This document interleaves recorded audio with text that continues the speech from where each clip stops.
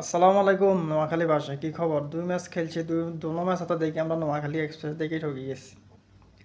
যারা যারা 2 ম্যাচ খেলছে তারা কেউ এক ম্যাচ ঠকছে, এক ম্যাচ জিতছে, কেউ আবার এক ম্যাচ খেলে এক ম্যাচে জিতছে। কিন্তু আমরা নোয়াখালী এলারা 2 ম্যাচ খেলছি, দুনো ম্যাচে ঠকে গেছি। নোয়াখালী এবার ফ্র্যাঞ্চাইজি গিয়ে দিচ্ছে ধরে আমরা এত কনফিডেন্ট ছিলাম যে না, বিভাগ আন্দোলন করতেছি, আমরা বিভাগ হাই না দেখেছি, আমরা বিপিএল দল পাইছি, যেটা পাওয়ার কথা ছিল আর কি বিভাগ, এটা আমরা আস্তে আস্তে পাবো। কিন্তু এখন দেখতেছি কি একটা অবস্থা, আমরা 2 ম্যাচ খেলছি, দুনো ম্যাচে ঢুকে গেছি।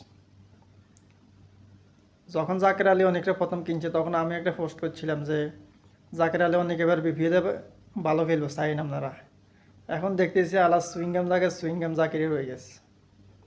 এরপরে আসার আমাদের বৃহত্তর নোয়াখালীর মধ্যে একটা ছেলে আছে পারভেজ হোসেন। আমরা বৃহত্তর নোয়াখালীর মধ্যে একটা ছেলে খেলতেছে ইন্টারন্যাশনাল, মানে বাংলাদেশ জাতীয় টিমে ওপেনিং ব্যাটসম্যান পারভেজ হোসেন ইমন।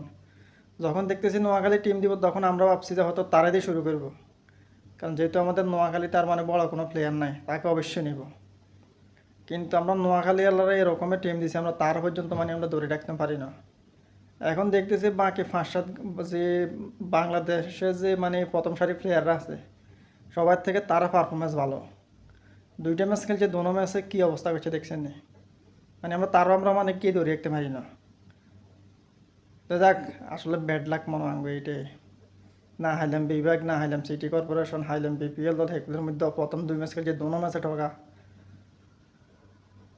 গতকালকে কইছিলাম যে তাইলে তো আমরা তো আশা ছাড়ি না, এখন তো দেখতেছি লাগে আশা সব মানে হতাশা হয়ে গেছে। মানে এটা কোনো কথা? 2 ম্যাচ খেলছি আমরা, দোনো ম্যাচ আছে আমরা ঠকলাম।